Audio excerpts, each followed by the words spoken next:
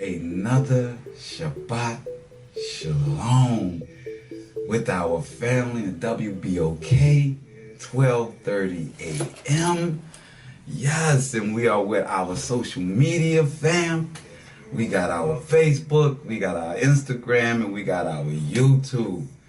And with the Most High, everything has to come in order, right? Before it can flourish.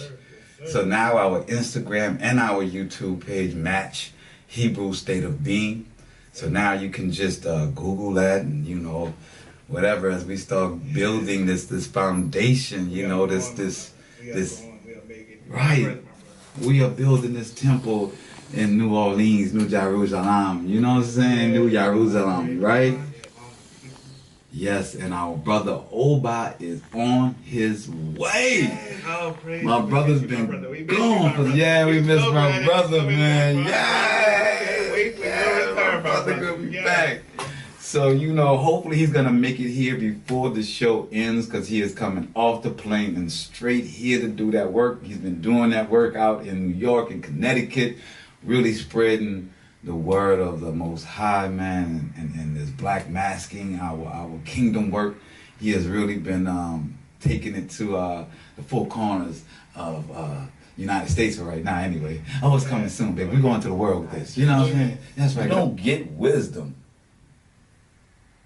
It's not in a book. It's not in a university. I haven't seen one university course that says wisdom. Come get it here.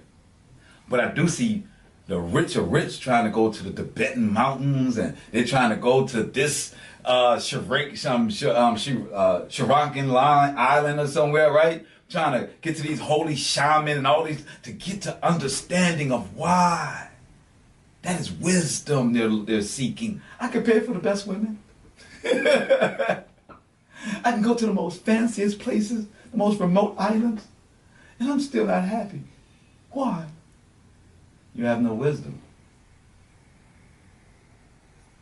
Knowledge is nothing without wisdom, and wisdom is nothing without the Most High. It is given to us by the Ruach HaKodesh.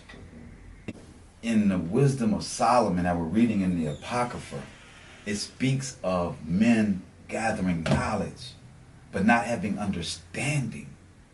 Knowledge without understanding equals no wisdom. Period. So, as a recap to our corn, right? So we've been on unlocking our past through corn, right?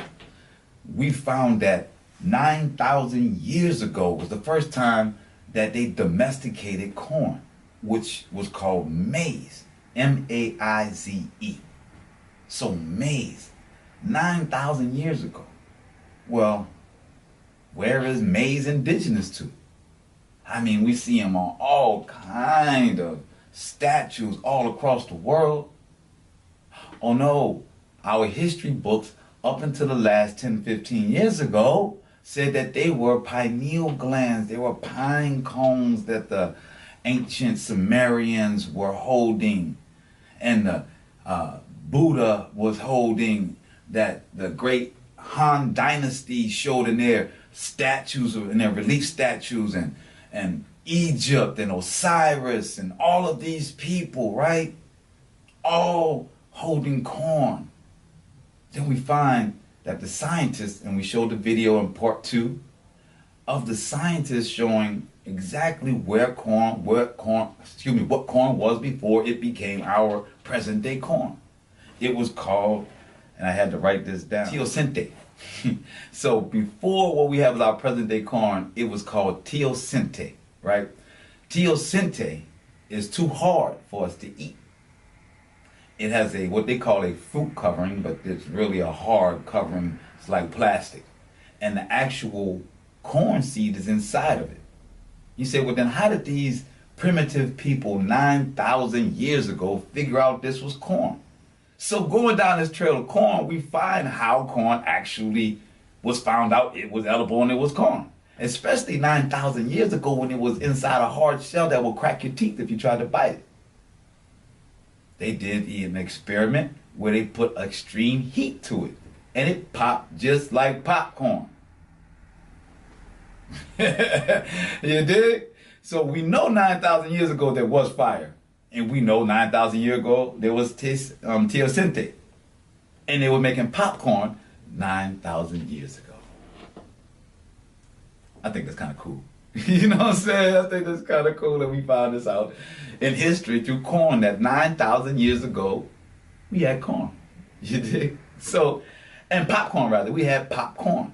So once they realized they had something inside this fruit covering a casing, after making popcorn, after putting it on the fire, trying to eat anything they could, then they started to cultivate it and grow it. Now, I'm not going to get too technical because we don't have a lot of time tonight. But the difference between that plant with the hard fruit covering and what we have today in corn is 4 genes, 4 to 5 genes. Now, when our ancestors genetically modified it to pull it out of the fruit casing, it became a plant that was good for cancer, good for eyesight, for dietary, dysentery. It was for memory, for brain function. And corn was purple, it was red, it was blue.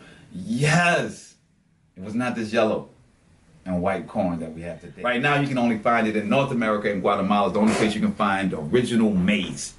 Oh, my brother's in the building. He made it. Yes, we are. It is my brother made it. Come on around, everybody. To so see much, brother. I miss you so much. Yes. We live on the radio in the building. My brother's in here. Yes. Oba's in the building. They got to see you, my brother. Yes. What's up, family? We back. We back. Yes. Let's go. Yes, We back. Yes. So we're getting in. So we're going to get this screen set up. Yes, it's going down in the building. So as we know, maize 9,000 years ago, we cultivated it and changed it to become a plant that has so many health benefits. Yes. And then also was the foundation to all civilizations, from Sumerian to the Asian to Egypt. Yeah. All the major beginning Mesopotamia, all of the beginning cultures relied on maize.